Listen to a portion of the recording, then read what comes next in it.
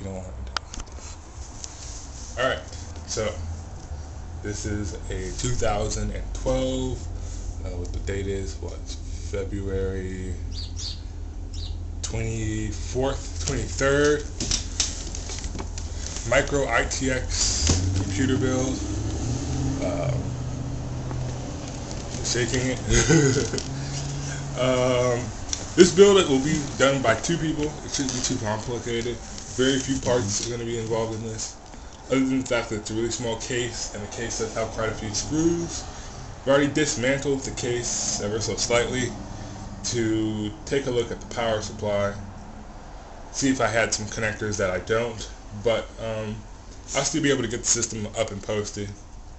I won't be able to test it like I want to, but probably later on this afternoon I'll run those tests. But for now we're just going to put the system together. Very simple system, very quick build. Going to go through some of the unboxing and some of the parts. The first part, or probably the center piece of the whole build, is of course the processor. Many choices. I decided to go with the Intel i7-2600S, not the K, not the 2600, but the 2600S. The reason I went with this is because of the low voltage. There's also AMD processors that have similar low voltage qualities. There's also some lower spec Intel versions that have lower wattage.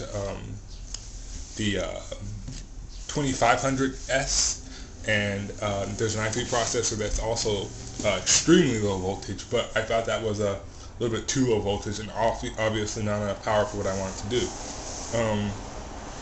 The AMD system, the AMD processors, I'm just trying to steer away from the AMD processors. I like them, but because I already have a few i7 systems right now, I have a i5 laptop and a Atom laptop, as well as a Core 2 laptop. Because of all these systems, I kind of just want to streamline the processing line, and instead of throwing in like a Phenom Quad or a Phenom Hex, just stick with the Intel builds. So I'm going back to the Intel processor. So hopefully this will be a benefit.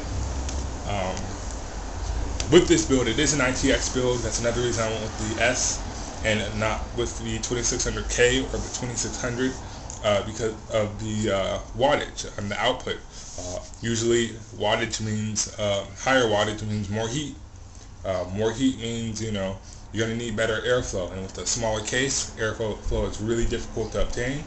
So I thought this was a better idea just to go for the low voltage. Most of these parts, I tried to go for the lowest voltage as possible, but of course there was cosmetics involved as well, and the features. So all those things became factors. So I just kind of went with what was best as possible. Obviously, processors, it's usually much more streamlined, much more black and white as far as if you're going to get low voltage or if you're not. Either you're not or you are, and because there's so many different options as far as power goes, this was excellent. As far as some of the features go, it's a quad core, 8-way multi-processing. Basically, it has 4 cores and 8 threads, which is really useful. I'm not sure how Windows will recognize it, but I know with my i5, because it has 4 cores and 4 threads, or 2 cores and 4 threads, it shows up as being a quad. Windows doesn't quite know how to recognize multi-threading on a single core, but yeah, hopefully this shows up and works properly in Windows. Intel Turbo Boost technology 2.0, which is a really nice feature. I also have that on my laptop and have seen it in action. You usually don't need to have it if you have a fairly high clock speed, but for the lowering clock speeds, you definitely see a jump in your usage. Also, my fiance, she also has an i5 processor, and I also see it there too.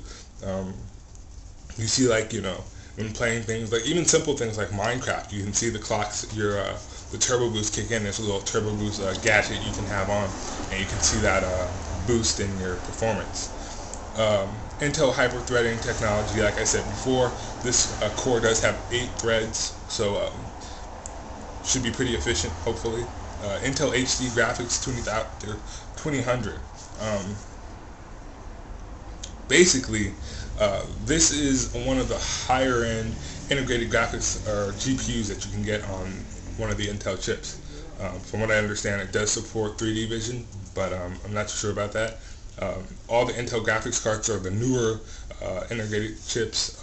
All are DirectX 10, which is pretty lame, but you know, it should still be pretty nice considering this is one of the 2600 Sandy Bridge processors.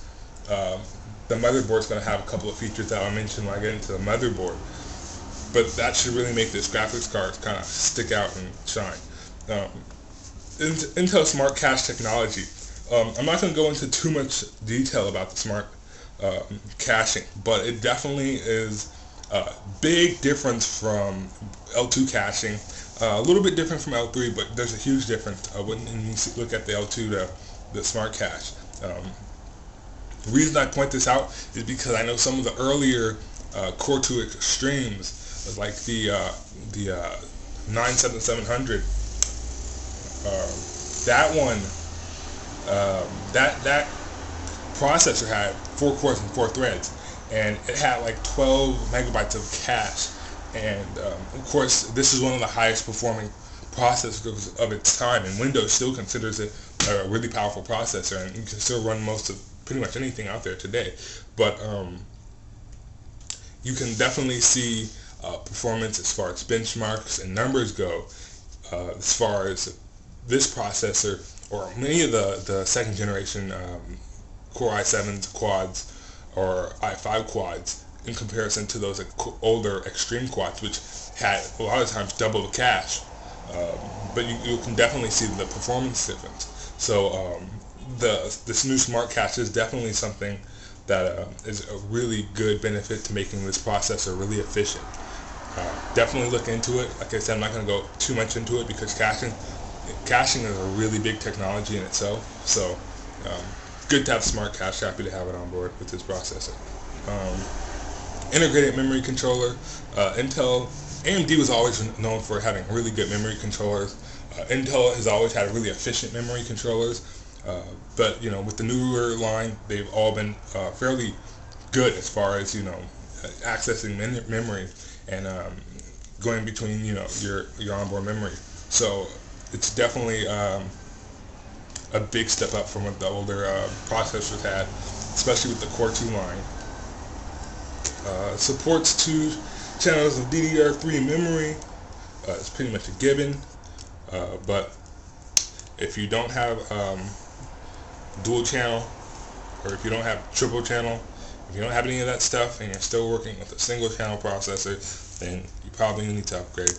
But dual channel memory is around pretty long now. And DDR3 dual channel memory has been around for quite a long time, especially considering AMD started using this as soon as a DDR3 showed up, they were like, yeah, check this out, you know, dual channel DDR3 memory. So, you know, hopefully, you know. Oh, but if you do have a Core 2 system and you're using DDR3 memory, please do upgrade. Not a good idea to be using a Core 2 to DDR3 memory. There's not too many benefits there, but I won't ramble. I'm rambling. Last but not least, a 3-year limited warranty, which is awesome. 3-year warranty on processors usually isn't needed, but for whatever reason, you overheat your processor, it's nice to know that you have a warranty on there, and there's a possibility you can still send it in. But see my item's being taken away. I'm moving on to the next item. Optical drive, very small, very simple. A little upset because I do know now that all of them come with this slim SATA connectors instead of standard SATA connectors. You do need an adapter to get these things fully functional and up and running, but you know, what are you going to do? I will be getting one of those adapters later on this afternoon to be running a couple of benchmarks as well as a full hardware test to make sure everything's working fine, make sure everything's running properly. But I probably won't get into that until this afternoon. I was hoping this was going to come with the standard SATA connector, or my mother, or the power supply on my case would have the connectors, but it doesn't. So what are you going to do? But yeah, very standard read writer. Doesn't have light scribe. It's nothing special like that, but maybe Blu-ray upgrade later on. Who knows? But it's just something really basic for now. That graphics card. Won't get into too much detail with the graphics card because I did not plan to do any type of super performance as far as graphics cards go. I was not going to buy a super high-end graphics card yet because I was really worried about the case. I know a lot of people said don't worry about it. There's a little mesh on the side where the vent can go stick out from, but I didn't want the graphics card to really take up all of the space as far as ventilation. I was hoping that, you know, the graphics card was going to take a little bit of ventilation, but not the whole mesh part. And I also want to see the distance between the case and the fan. I didn't want the video card touching the side of the case. I don't think that's going to happen, which is awesome, but I do want to see how it looks. So I got a lower profile card, still kind of high end. I know everybody, including myself, I said I should have went with the Radeon GPU, but I really don't like mixing GPUs only because AMD likes to put out a lot of nice features with their own graphics cards, and that's more power to them. That's why they own their own graphics company. But AMD and Intel, they mix just fine, but if you really want to pull out some really cool features out of your AMD GPU and processors, then you want to kind of mix them together. In this case, that's not the situation since I'm going Intel, so I went ahead and went nVidia.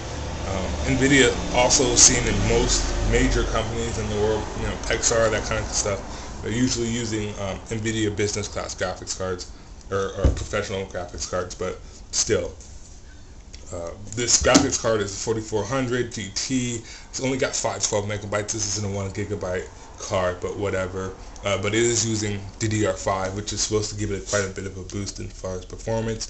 128 bits.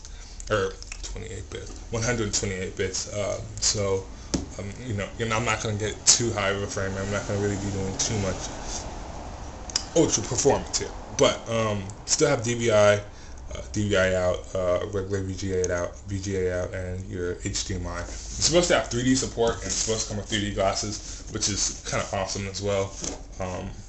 It's supposed to be low voltage, well, not low voltage, but use less power than your average video card, supposedly, and it's supposed to be have better picture in all ways around. Blah blah blah, so on and so forth about this card, all the other features. It has a little green sticker logo on here, which is awesome too, which means hopefully it is really green. But even though the whole thing is green, but it has a little energy efficient thing, compliant thing here. Last thing I'm going to mention about this card is that it does have a fan on it, so it may kick up a little bit of noise, but I think I'll be able to manage. Also, as far as testing goes, my fiance is doing most of the 3D designing, artwork, that kind of thing. So I personally don't play too many games, sadly enough, so I really won't be like doing any benchmarks with games. I may try and get one to do a benchmark on, but most of the like testing as far as graphics card will probably be on the artist end. So more in the business class. I know this isn't a business card, but it's more of a gaming card, but you still should see some pretty similar benchmarks. So that's that. Memory, very basic, very simple. I tried to go for low voltage memory, but by golly, those stupid snipers are lame. The snipers are the lowest voltage memory, and I couldn't do it. Those heat sinks are ugly as hell. The Patriots had relatively nicer heat sinks at a cheaper cost, high amount of memory, relatively high clock speed, but I like these much more than those stupid those G-Skill snipers, even though they're not lower voltage. I would have preferred to go for the lower voltage ones, but whatever. This is 2 DIMMs, 2 sticks of 4 gigabytes each, so a total of 8 gigabytes.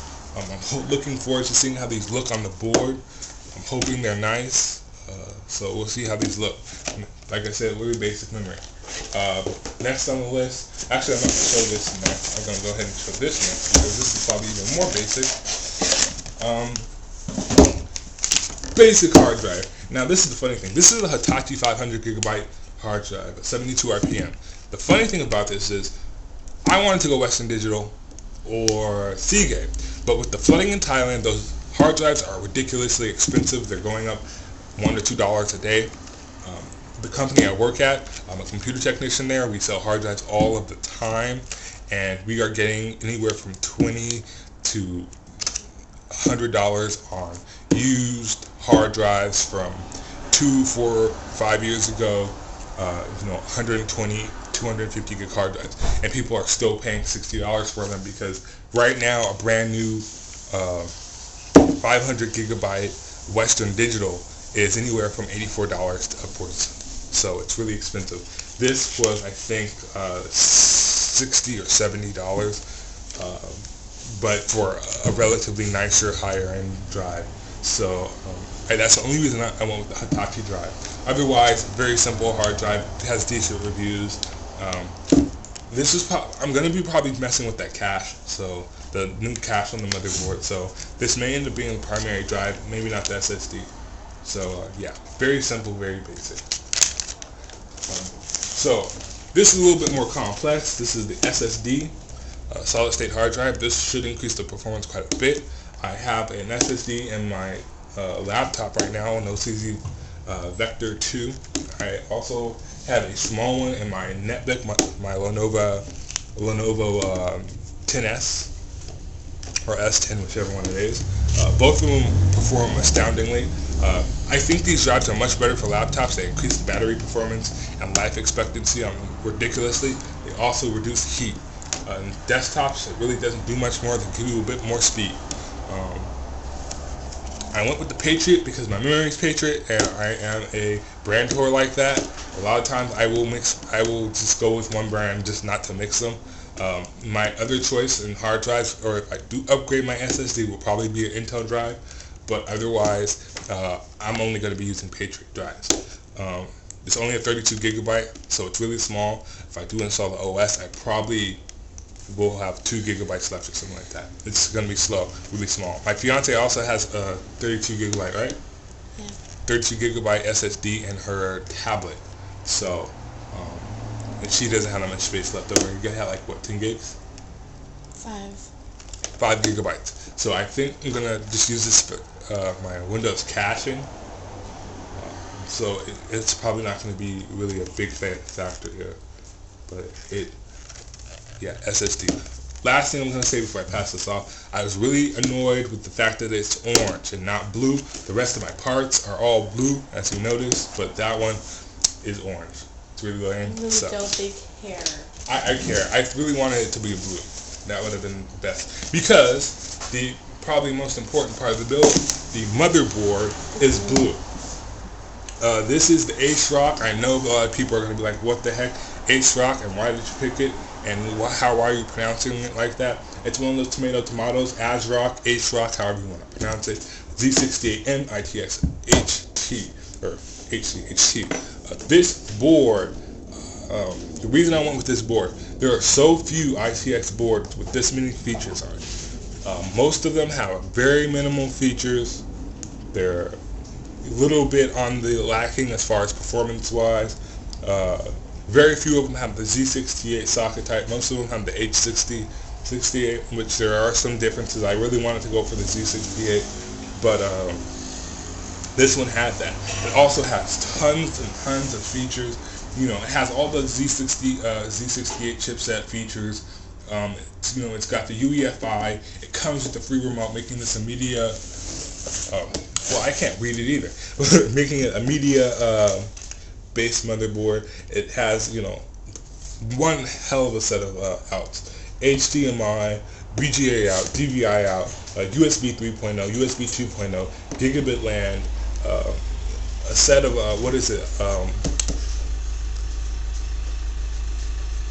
so True Studio audio. I know a lot of Realtek audio you see on a lot of these motherboards, but this has True Studio, I don't know how well it's going to work, we'll find out. USB 3.0 motherboard connectors. That is going to, when I get to the case, I'll mention why that's going to be awesome. Full PCI Express 16 speed. Of course, the 1155 socket type for the CPU.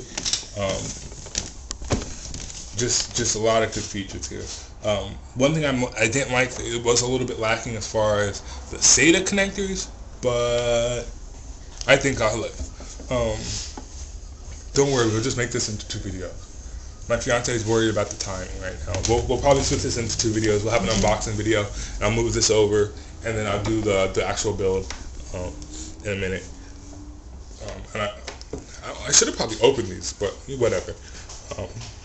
Yeah, this is just has a lot of features I was hoping for. Supports up to 16 gigabytes. I was told there are some ITX boards out there that support up to 32 gigabytes and actually have the four DIMM slots, but it's really hard to find that. And once again, they're usually lacking in features, which I didn't want.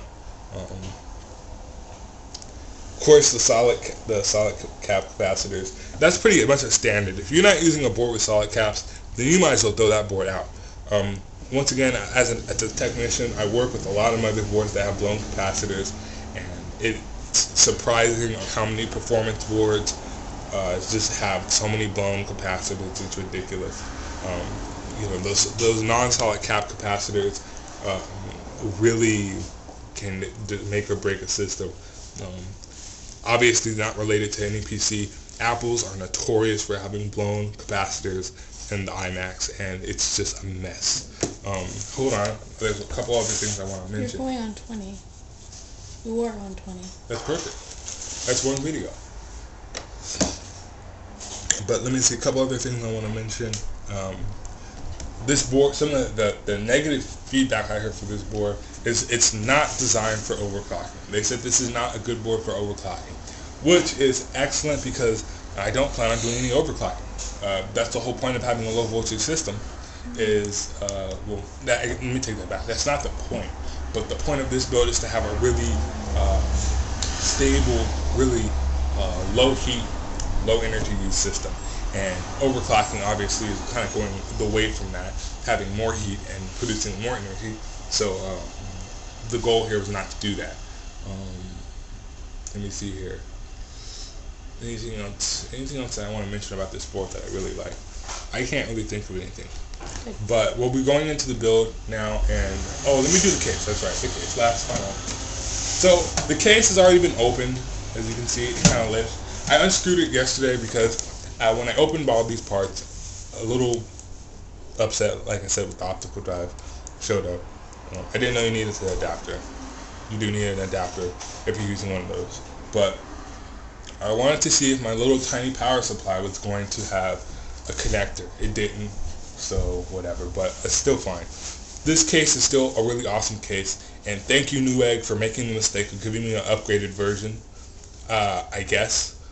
I went on the website and there was actually a different version of this case that did not have the USB 3.0 front panel. It had the USB 2.0 front, and it still had the same power supply. But Newegg went ahead and sent me this one with the USB 3.0 high-speed front panel. So, or not front panel, but front face. So, thank you Newegg for that. The case is really tiny. It's supposed to be a small footprint case. I didn't want a massive case.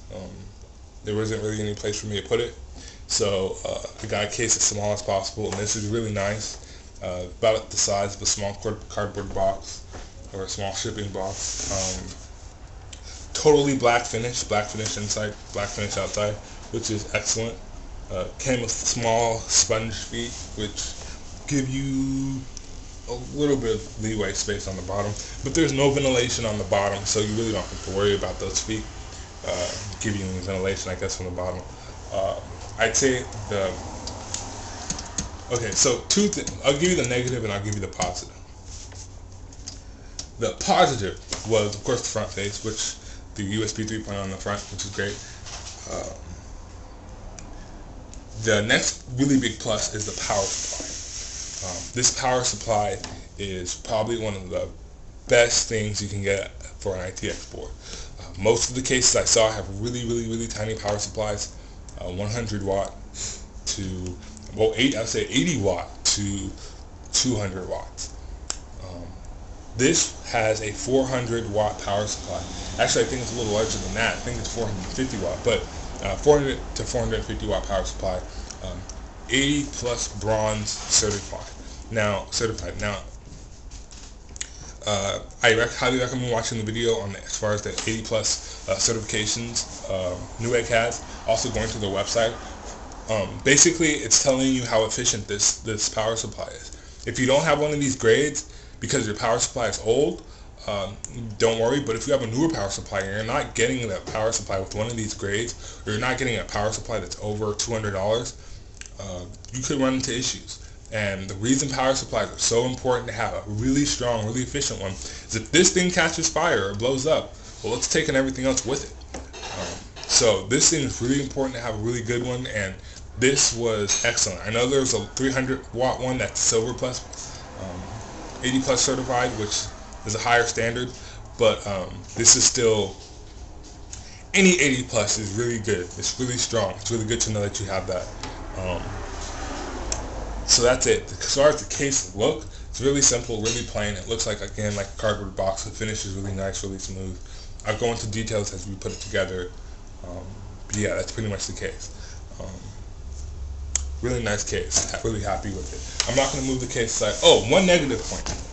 I saw this on, everybody complained about this. I was hoping that it didn't, but it does flex. People were asking for better build quality. I've seen much worse cases, and they said for this price of the case, it shouldn't flex. And I agree with them, I guess, a little bit. It shouldn't flex, but it does flex a little bit. Yeah, it has just a little bit of flex on it.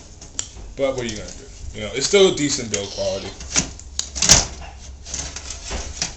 This top panel has a little bit of flex. It doesn't quite fit perfectly with the rest of the board, and I can hear it popping a little bit too.